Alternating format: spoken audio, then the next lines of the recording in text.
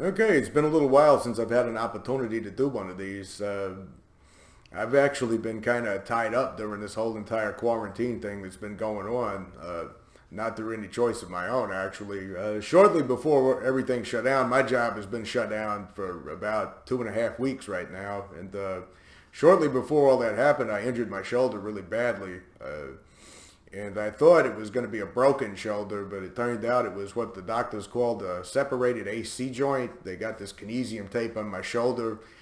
And then also, and I've been having to go to a chiropractor a lot for treatment. It's been helping me quite a bit. As a matter of fact, I can do that now. I couldn't raise my arm hardly at all when I first got the injury.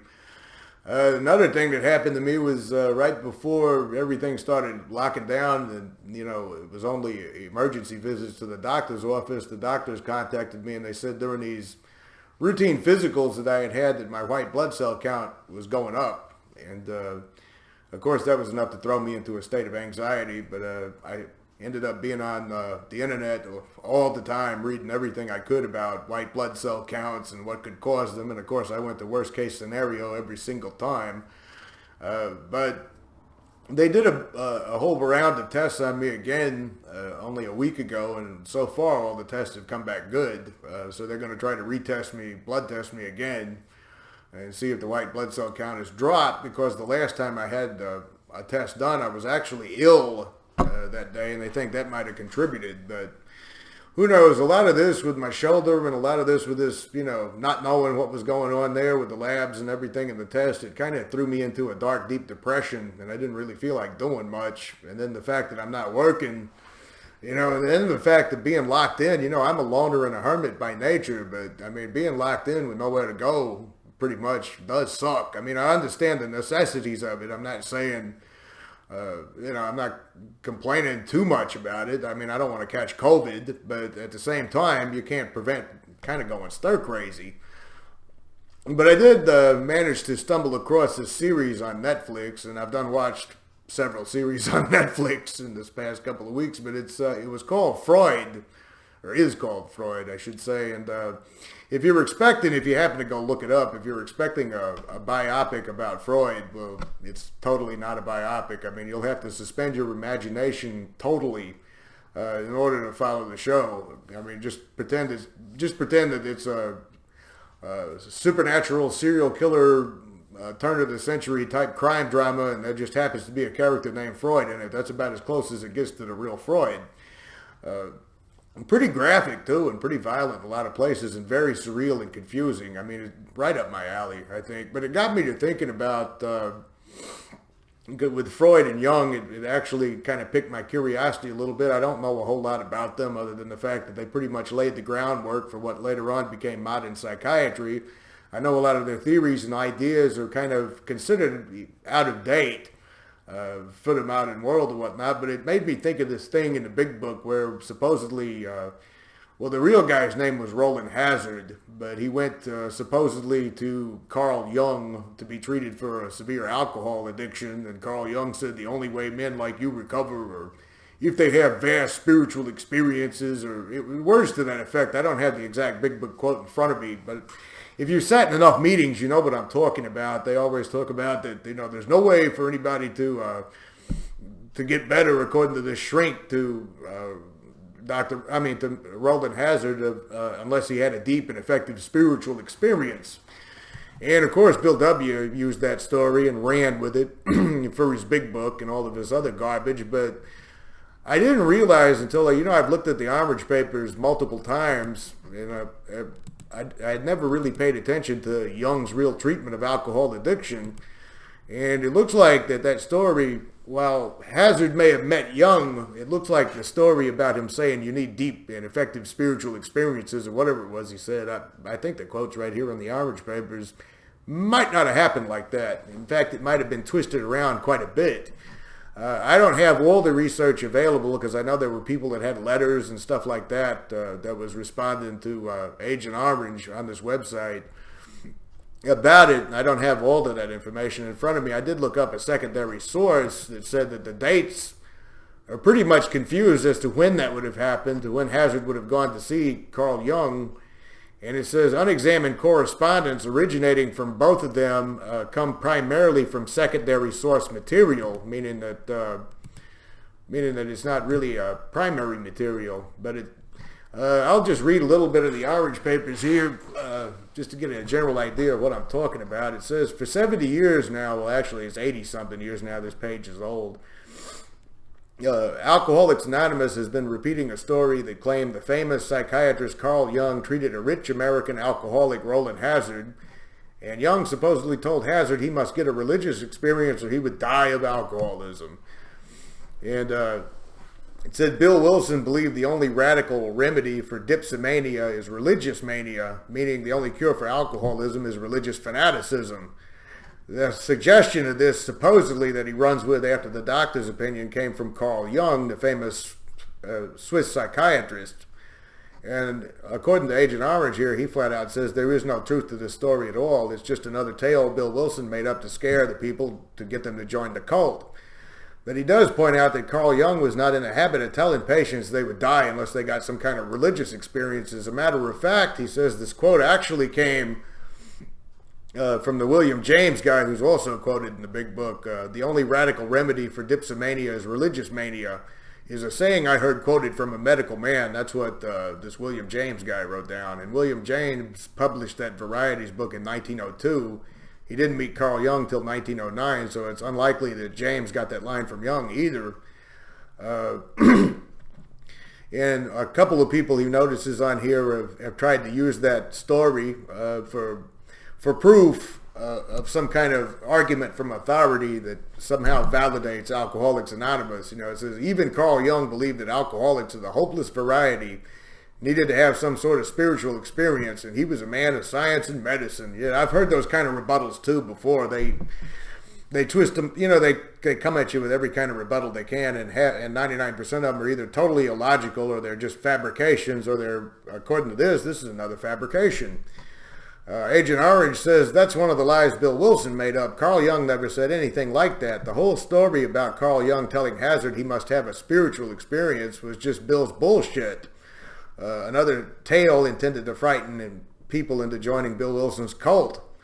If you think that Jung said it, he challenges us, find the quote in his writing somewhere. It isn't there, he says. Lots of us have been searching the collected works of Carl Jung for years. I've never looked at that book. Maybe I ought to check it out, you know, just for historical purposes or just for interest of reading alone. But it says, searching for anything like Jung proclaiming that alcoholics must have a spiritual experience is not in any of these collected works. Jung never said that. And then he goes on to say, by the way, religious experience that they're talking about didn't work on Rowland Hazard anyway. He claimed he had this religious experience, which prompted him to join at the time. AA wasn't around at the time. He joined the Oxford group and then he ended up helping Abby Thatcher, and then Thatcher ends up recruiting Bill Wilson into the cult, and blah, blah, blah. The rest is history. I think I've covered a lot of that in these videos.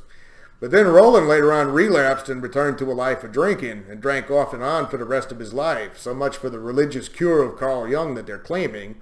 So much for the religious experience that Rowland Hazard claimed he experienced. And I'd also like to point out there's a lot of AA old-timers, they say their favorite part, well, they're always saying their favorite part of the Big Book. You know, no matter what's read, they'll say, well, that's my favorite part of the Big Book right there. But, you know, the whole story, which I think is also bullshit, is a little bit too well scripted to have taken place in my mind, is where Abby goes to see Bill and tells Bill he got religion, and then he says, well, why don't you just make up your own God? And Bill just suddenly, you know, has this white light experience and is struck sober. I call bullshit on that, but it would be important to point out Abby never got 100% sober either. He ended up relapsing, and Bill W. kicked him to the curb. Didn't even have anything else to do with him after that relapse of his. In fact, I don't think they even associated any longer, and Abby drank off and on again for the rest of his life. So I guess getting religion and making up your own God didn't work so well. But it goes on. I'm going to skip over a few things here because it says he's just going into a little bit more history here. But there is one case, this is interesting, that he said Carl Jung mentioned treating a case of excessive drinking in a patient. He didn't mention his name, but he said an American colleague sent me a businessman patient The accompanying diagnosis read alcohol neurasthenia. Don't know if I'm saying that right. I'm from Jersey. I can't say big words, you know. The prognosis called him incurable. My colleague had therefore taken the precaution of advising the patient to see a certain neurological authority, for he expected that my attempt at therapy would lead to nothing. The patient came for consultations, and after I talked with him, I saw that the man had an ordinary neurosis whose origins he had no inkling. I did some association tests. This is Carl Jung here talking, or writing here rather, and I'm reading it, and discovered he was suffering from the effects of a formidable mother complex. Now, I think that was a thing in early psychiatry. You know, everything's the fault of your mother, but there's some truth to that sometime. He came from a rich and respected family, had a likable wife, and really no cares, externally speaking. He just drank too much. The drinking was a desperate attempt to keep himself sedated and to forget his oppressive situations. Naturally, it didn't help him. His mother was the owner of a large company, and the unusually talented son occupied a leading post in the firm. He should have long since have escaped from the oppressive subordination to his mother, but he could not summon up the resolution to throw away his excellent position and money. Thus he remained chained to his mother, who had installed him in the business, and whenever he was with her or had to submit to her interference with his work, he would start drinking in order to stupefy or discharge his emotions. A part of him did not really want to leave the comfortably warm nest, and against his own instincts, he was allowing himself to be trapped because of his wealth and comforts. It says, after brief treatments with me, he stopped drinking and considered himself cured, but I told him, I can't guarantee you that you won't end up in the same state if you return to your former situation with your family. He didn't believe me and returned home to America. As soon as he was back under his mother's influence, the drinking began again. Thereupon I was called to her to a consultation during her stay in Switzerland. She too was an intelligent woman, but was a real power devil, a control freak. I saw the son had to contend with and realized he didn't have the strength to resist her. Physically too, he was delicate and no match. I therefore decided, behind his back, I gave his mother a medical certificate to the effect that her son's alcoholism rendered him incapable of fulfilling the requirements of his job, and I recommend he be discharged. The advice was followed, and the son, of course, was quite furious. Here I had done something which normally would be considered unethical, but I knew that for the patient's sake I had to take this step to get him away from the situation. Separated from his mother, his own personality was able to unfold. He ended up making a career in spite of, or because of what I had done. His wife was grateful to me, for her husband had not only overcome most of his drinking, but had also struck out on his own individual path with greatest success. Nevertheless, I had a guilty conscience about this patient because I made out that certificate behind his back, although I was certain only such an act could free him. So apparently, according to that writing that comes out of Carl Jung's writing, the Rowland Hazard guy that went to see him didn't go to him and get told he had to have a religious experience in order to overcome his drinking. He was told he was in a toxic family environment, needed to get out of it in order to overcome anything. That looks like that might be the real story here. That's the only mention that Carl Jung does in, according to Orange Papers, that's the only mention he does in any of his writings, Carl Jung's writings, where he mentions treating someone who had an alcohol problem. And the fact that the guy was a successful businessman, and the fact that he was wealthy and all that kind of leads me to believe, and kind of pretty much does more or less demonstrate that that was Rowland Hazard. But he says, and of course it goes on with Orange Papers, Carl Jung didn't blabber any nonsense about how the man had to get a religious experience. Jung said the man had to get away from an oppressive family situation with his mother. And Jung did not demand that the man become the abject slave of a cult religion or the obedient subordinate of a sponsor. Rather, Jung set the man free. And Jung did not say one word about the man having to find a higher power. And according to what Orange is writing here, he says he went through 5 books and writings and teachings of Carl Jung, and that's the only reference there is. And then he goes on to mention 4 other books of Jung's teachings that don't contain any references to drinking or alcoholism at all. Never mind the ridiculous story that alcoholics must get a spiritual or a religious experience. So that was an interesting thing that I knew I had seen something about this before, but the whole entire thing got kicked off by the series Freud. I'm sure if the real Freud was here, he could analyze me about that and delve into my subconscious, or if it was like the TV series, he could hypnotize me and figure out why I was triggered to go look that up because of a TV show. I'm sure he would find that very interesting if he were alive today.